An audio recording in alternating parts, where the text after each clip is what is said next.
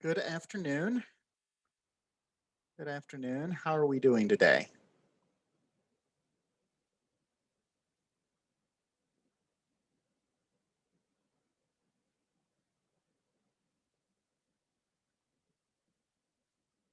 Good, good, good, great. Okay. All right. So let's get started, right? Um, as we usually do, right? We're going to start by checking in, making sure that you guys uh, have learned what I think you have learned from last week's lectures. So, what do you guys feel like you took away from last week's lectures?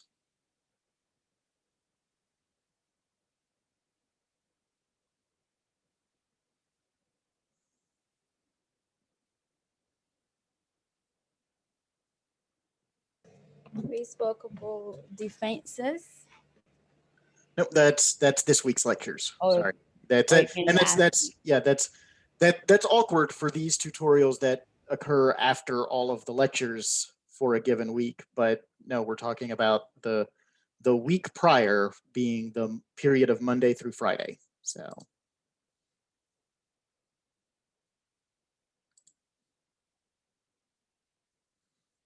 what did we learn in last week's lectures?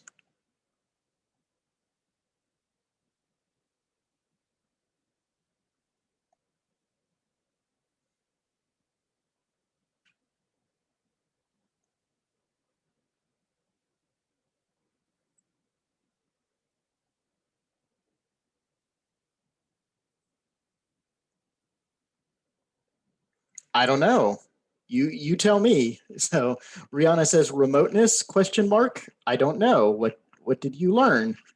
Like right now I'm asking the question. Your answers should be declarative. So what did you learn?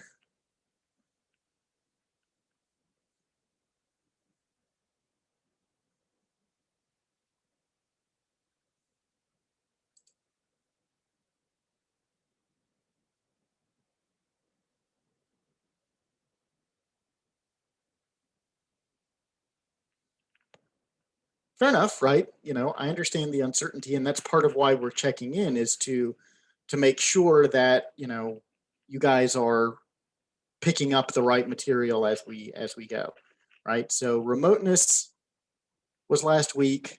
It's about foreseeability. What did we learn about foreseeability in tort?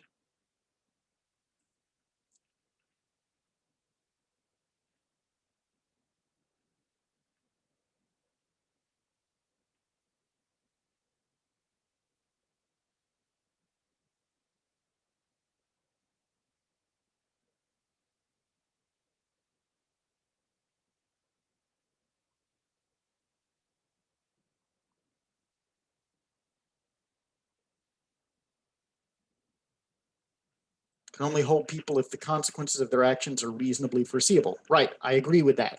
How do we determine whether actions were reasonably foreseeable?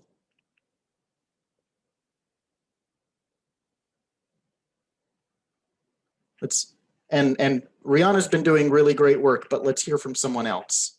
So let's spread the pain a little bit.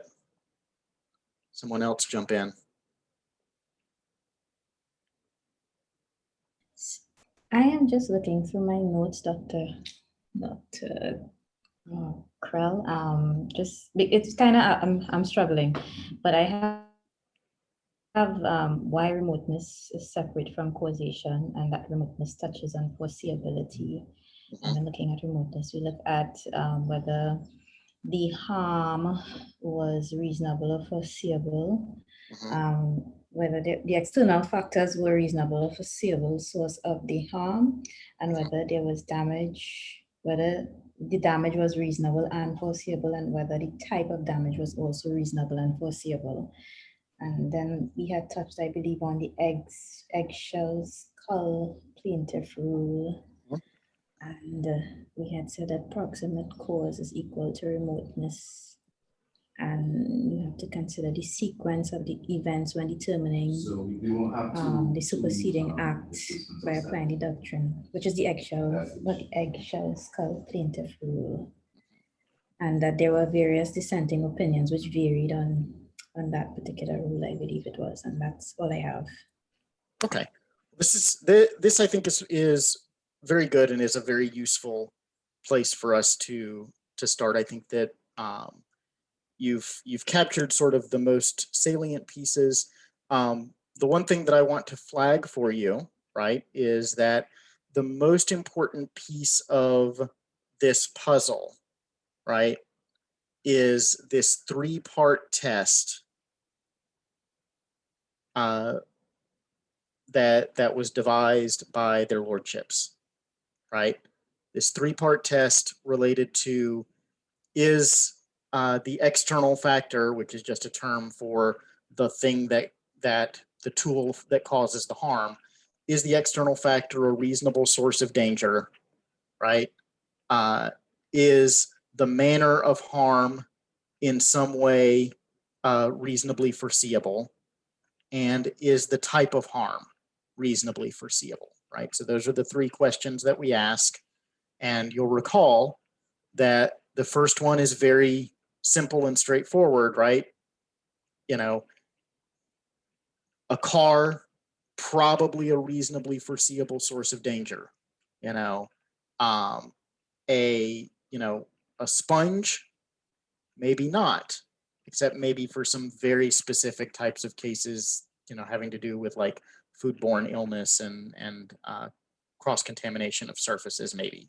But the question is going to be very straightforward, right? Given the circumstances of the case, is this an item that we would expect to be dangerous?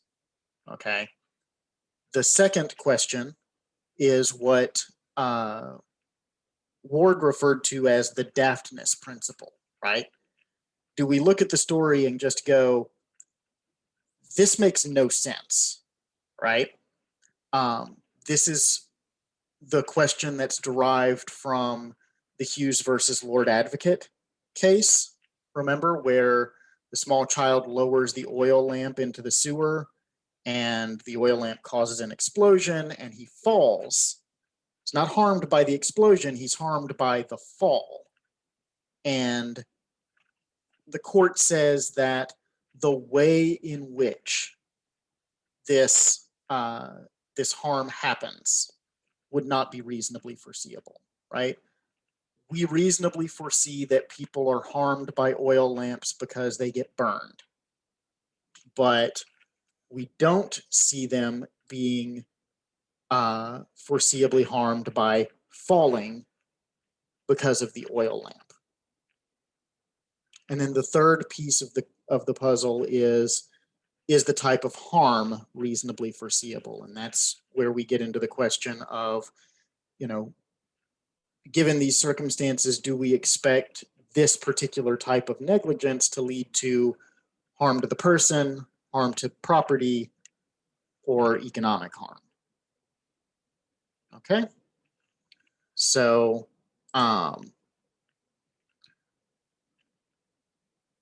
one of the things, and I feel like I keep repeating myself, and I do, but that's because that is the nature of the tutorial system. So this feels very, very odd, but this is normal, and you guys have not heard this. One of the things that has been very helpful to students, in other tutorials, is to think about the difference between causation and remoteness in this way. Causation looks backward from the plaintiff's harm. Okay, so the harm is an effect. We ask what causes that effect. And then we take that cause and we say, okay, this is an effect of something else. What causes this effect?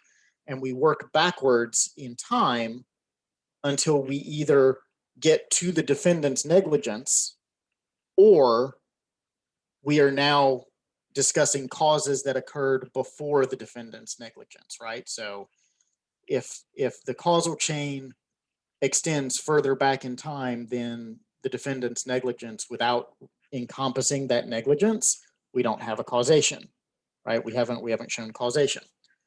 So causation looks backwards. Remoteness looks forwards from the perspective of the defendant's negligence. And so it asks, given what the defendant knew when they committed their negligent act, or what they should have known, right? Because negligence also encompasses the should have known analysis. Would they have foreseen the harm that the plaintiff suffered? Okay, so let me apply these two things for you so that you can have an example. Let's look at the Palsgraf facts that we talked about last week. Okay, Mrs. Palsgraf is injured by scales falling off the wall of a train station. So looking at the causation analysis, what causes the scales to fall on her head? Well, it's the shock wave from the explosion down the platform a ways. What causes the explosion? Well, it's the package of fireworks that the passenger had that fell onto the tracks. What causes the fireworks to fall onto the tracks? The passenger being pulled onto the train by the railway guard, and there's your negligent act. And so you have traced the causal chain from the harm back to the negligence. You've established causation. But that doesn't answer the remoteness question. The remoteness question is, the railway guard is pulling this guy onto the train. It's negligent. He should have known better. He should have known that an explosion could result. But could he have foreseen that Mrs. Palsgraf would be concussed by scales falling off the wall due to the shockwave, right? And Justice Andrews and, courts throughout the Commonwealth say, absolutely, yes, the guard should have foreseen this because he should have foreseen all the potential consequences from the negligence, right? And so the fact that this particular consequence happened to be in fact unforeseen does not mean that it should not have been foreseeable. Okay. Justice Cardozo for the New York Court of Appeal and for 20-something American states says, well, there's this bubble of foreseeability, right? And it encompasses certain people who, are within the scope of being harmed by the negligence. And if you're not in that bubble, it doesn't matter that we can construct a chain of events that leads from the negligence to the harm. Not being in the bubble means that you are not entitled to recovery because the defendant could not have foreseen that people outside the bubble would be harmed. Okay, and the bubble that I'm talking about, like that depends, how big it is depends on the facts of the case. But Cardozo says the bubble exists. He doesn't use this language, but it exists in every type of case. So does this analysis, right, of thinking of causation as being forward-looking and remoteness as being backward-looking, is this helpful to you in understanding the remoteness analysis?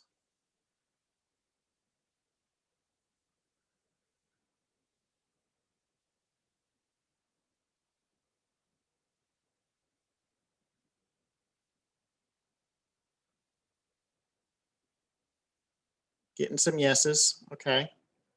Is there anybody who wants a little more about this?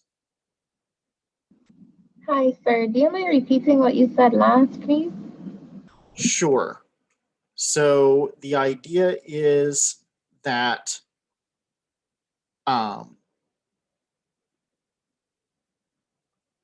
remoteness, right? The remoteness analysis asks, could the defendant have foreseen the harm when they undertook the negligent act? And in Commonwealth countries around the world, we say that all of the consequences of your negligence are foreseeable consequences. The only question is, so there's no question of like this bubble of foreseeability. There's no person who is unreachable by your negligence. Okay. The only question is, should you have foreseen the type of harm that your negligence caused? Okay.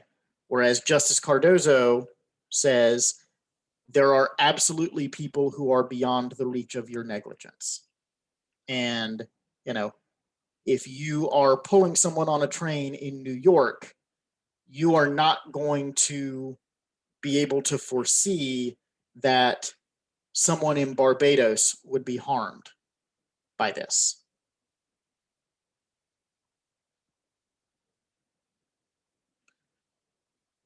And so we would not allow recovery for injury to someone who was in Barbados at the time of your negligence in New York.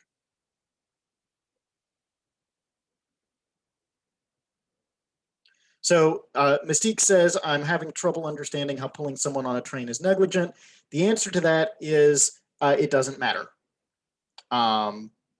We stipulate for the purpose of this argument that it is in fact negligent. Whether it was actually negligent is a question that comes earlier in the process. So if you are discussing remoteness, negligence has already been proven or stipulated. Okay, so yeah, I don't disagree with you that there's something about this that feels off in the analysis of whether there was a breach of duty, but we're past that. So okay, what other questions do you guys have about remoteness?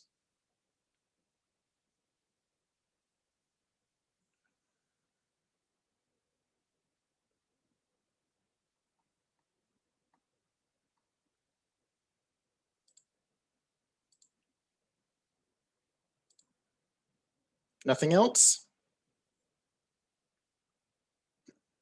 So I just want to make sure that I understand. Sure. So in order for something to be remote, negligence was already like okay, it's already assumed that something negligent happened. Yes. Right. And but as you said, remoteness is like something that you could foresee. Mm-hmm. Okay. Um okay, I think that's all I'm really trying to understand about it. Okay. Yeah. It seemed like you were building up to something, but if you feel confident, then we're good to go. Okay. Okay. So let's move on.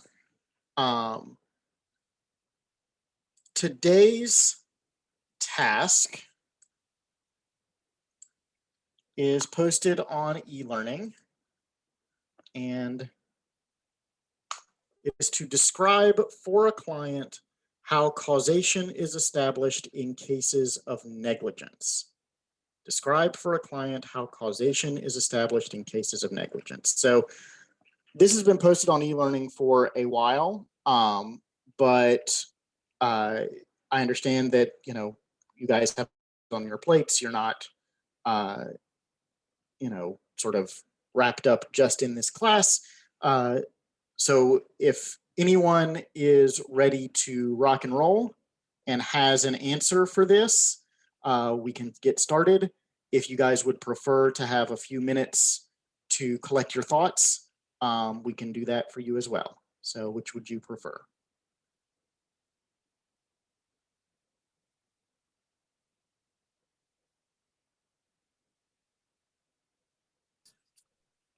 So I think we should go through it with you. Sorry, Winston, go ahead. Say again. We should go through it with you, sir. Oh boy. Here comes the two countries divided by a common language. I have to be honest, I did not understand what you said, and I'm very sorry for that. So, but for one, I'm not sure about how the processes go through. Well, I'm not clear, right?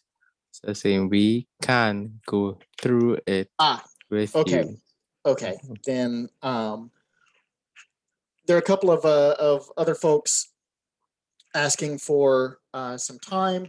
So Winston, if you're ready, why don't you offer your thoughts, and we will take it from here, and then other folks can chime in as they are ready.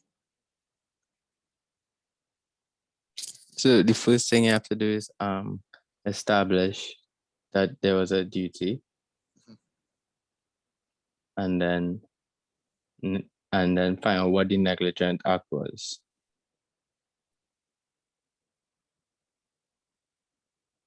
That would be the breach of the duty. So the first two things for me would have been the duty and the breach of the duty. Okay.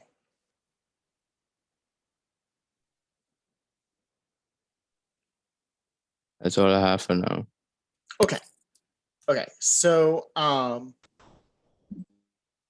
so Mystique says then the but for, right? So where I come with this is, first of all, I think it's important to read the call of the question carefully. Okay, so what is the question asking you to explain? It's asking you to explain causation specifically. And so if I were to ask you this question on an exam and your answer was all about how we define the duty of care and how we determine whether the defendant breached the duty of care, you would get some marks, because I always award marks for things that are correct, that aren't responsive. But you would get nowhere close to full marks, because the question is calling for you to discuss causation. Right? So that's just the introduction, basically. Right. You've laid the groundwork, but you didn't actually answer the question. And the other thing is, the key piece of this question in particular is to describe for a client. And here's why this is really important. Okay. In torts cases in particular, in torts litigation in particular, your clients are very likely to be extremely unsophisticated.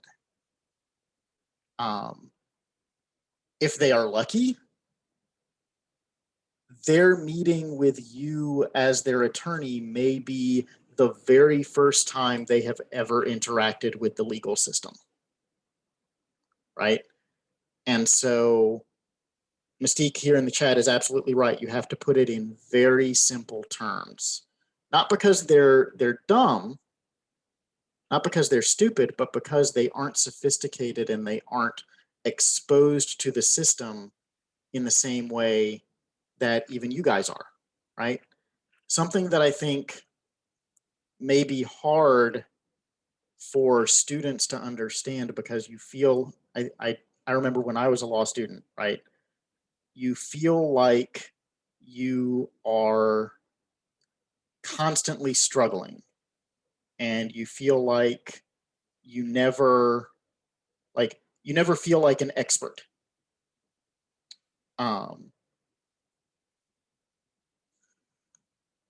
But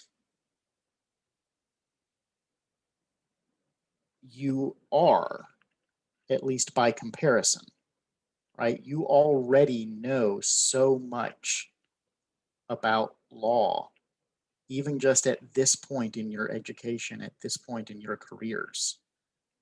And there are thousands of people in the Caribbean, possibly millions of people who do not have your level of sophistication, right? And they have legal needs, and they deserve representation, and they deserve lawyers who will take the time to explain the issues to them in ways that they can understand. Okay? So this is a really hard task. And I don't want you to be discouraged by the difficulty of it. But I also want you to take it seriously and engage with it on its terms. So with that in mind, who would like to go next?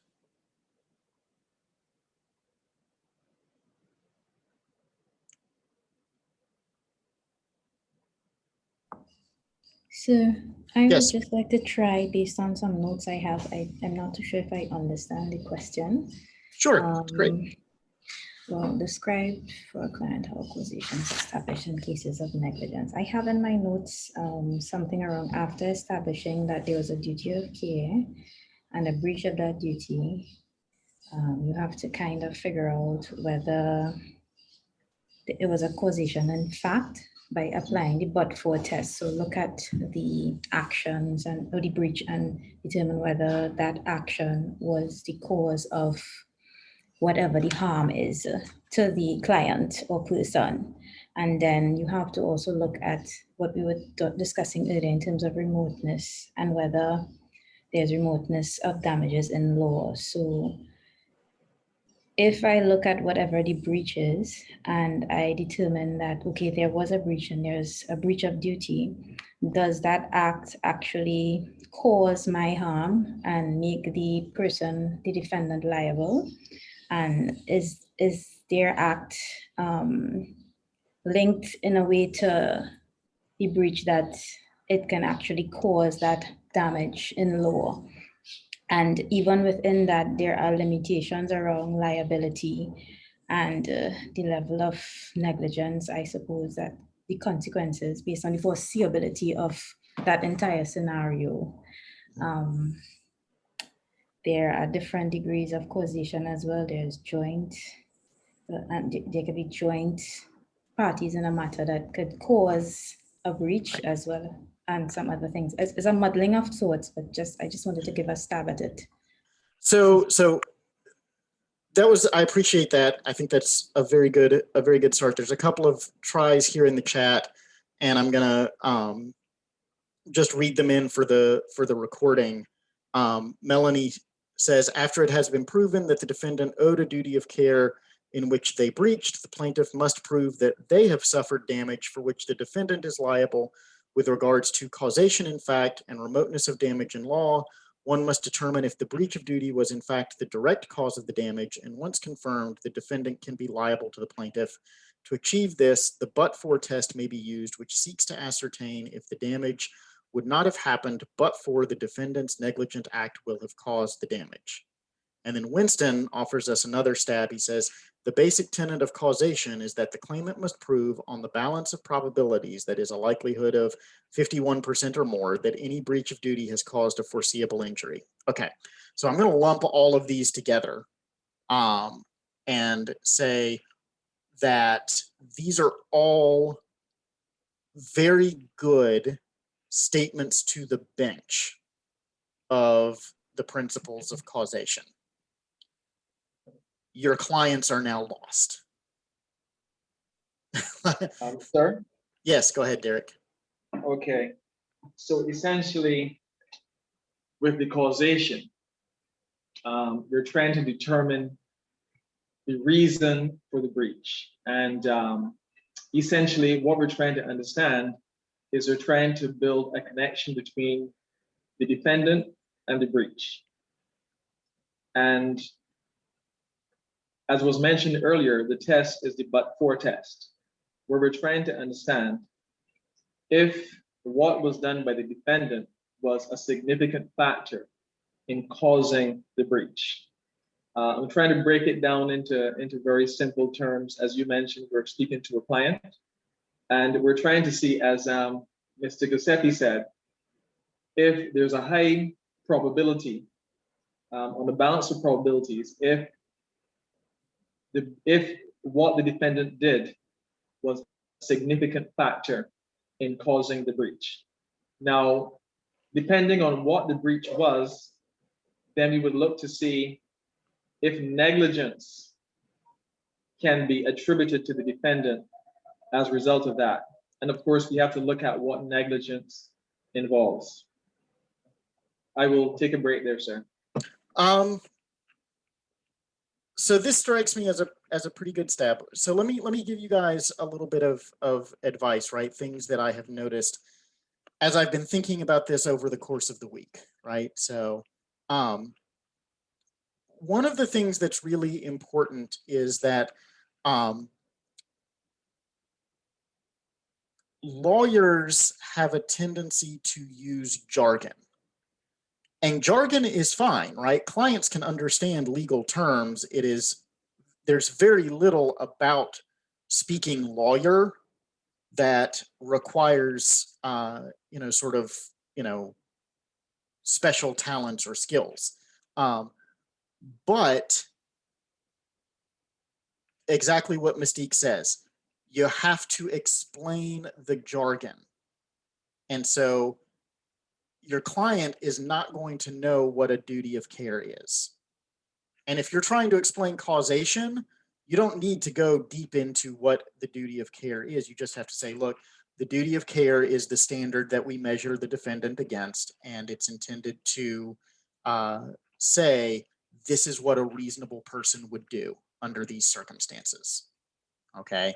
And if the defendant didn't do that, then we say that they have breached the duty of care, okay? And that's all you have to say. And then you can move on into talking about causation, right? So that's the first thing, is that jargon is fine. Clients can understand jargon. Speaking lawyer is not that hard, but you have to explain it to them. The second thing is that concrete examples are always good, always good. But when you're talking to clients, case names are bad. Case names are the kiss of death. You say, well, as we saw in the case of Bennett versus Kensington Hospital, and the client goes, so it's okay to say, all right, consider an emergency physician. And somebody comes into the hospital complaining of stomach pains, and the physician says, look, just go home and have some tea, and if you are still feeling bad in the morning, call your general practitioner. And in the night, the patient dies. Sounds like a breach of the duty of care, right? And you've already explained duty of care and breach. But what if I told you that the patient would have died regardless of whether the physician examined him or not? Would you still say that the breach of the duty caused the death? Now, if you're paying attention, you are aware that these are the facts of the Bennett case, right? But I never mentioned the case.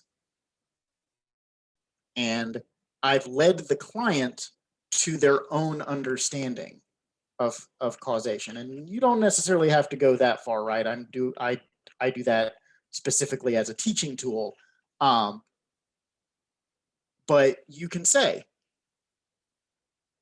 the physician wasn't responsible because it didn't matter whether he examined the patient or not, the patient was going to die. right? Concrete examples are good. And you can draw those from the cases, and then you can say, okay, let's talk about the story that you've told me, whatever that story is. And you can say, okay, you know, what would a reasonable person do in your situation? The client may or may not be able to tell you that, right? Did the defendant do that? And if you're representing the defendant, that may be an awkward conversation, right? Did you meet the duty of care? You know, and then you can say, okay, so did this failure of the duty of care cause the plaintiff's harm? And you sort of talk through it in that sense.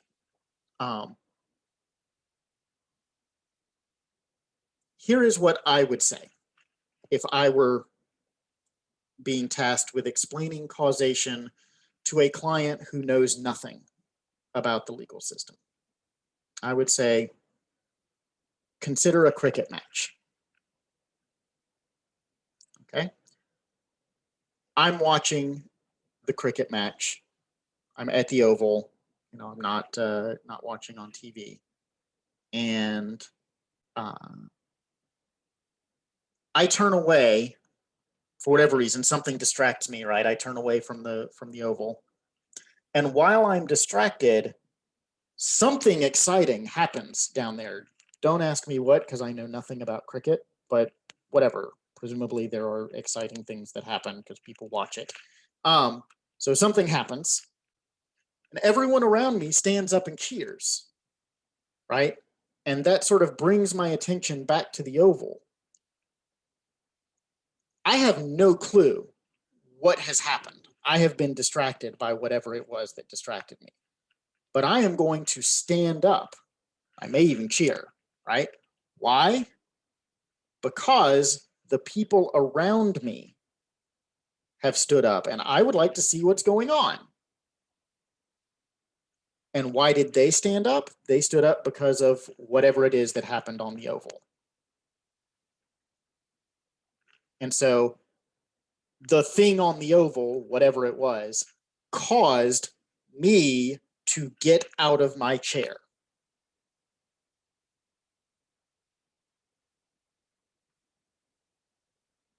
See how it works? And then you would go on to say, okay,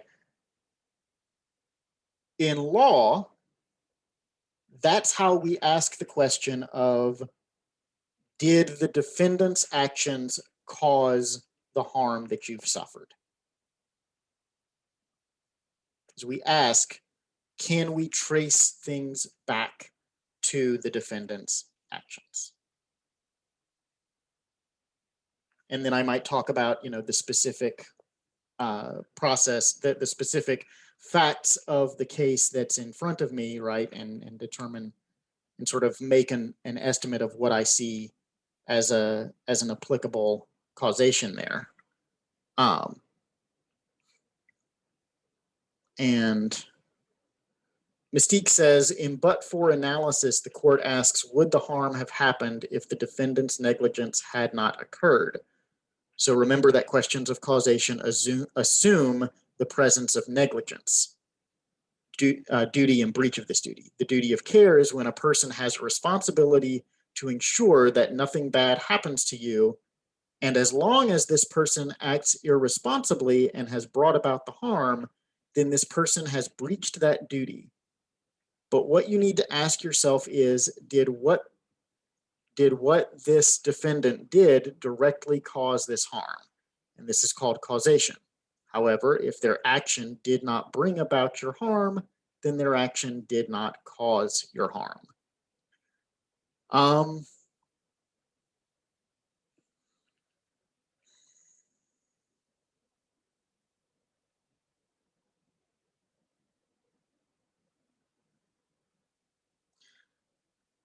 This all seems so Mistique, I want to say this all seems correct, and certainly it seems simple enough and sort of jargon free. I keep coming back to, and I don't know, I'm not sure that I have a suggestion on how to fix it. I keep coming back to, it's a lot. You know what I mean? And it's a lot of very abstract discussion. So I think that where you could benefit from would be focusing on like making this concrete in some ways. And you can do that by talking about examples, by talking about, you know, the story that the client has told you and sort of applying the principles to that. But I would encourage you to try and think about this in a way that makes it easier to see how it works in the world, rather than just sort of being these constructs in the air, right? Rihanna says, imagine you're explaining it to like a 14-year-old, they have short attention spans. I mean, I would say that it's not unreasonable to target your explanations at like a 6-year-old. You know, not to, certainly you don't want to be condescending about it. But like even just that simple. Mistique, I think we all have short attention spans now. TikTok has ruined me. I can't watch a video that's longer than a minute now. So,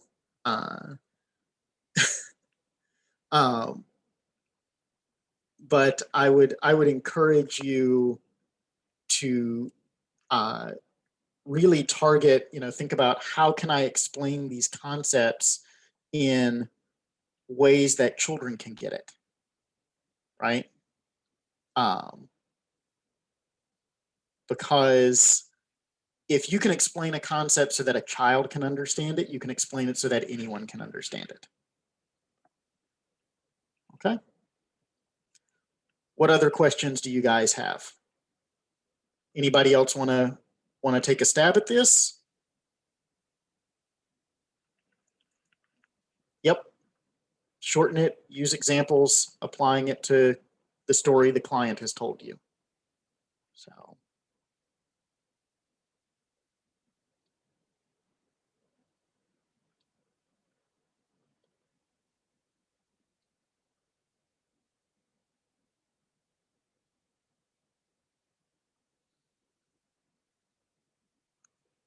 What other questions are there? Anything?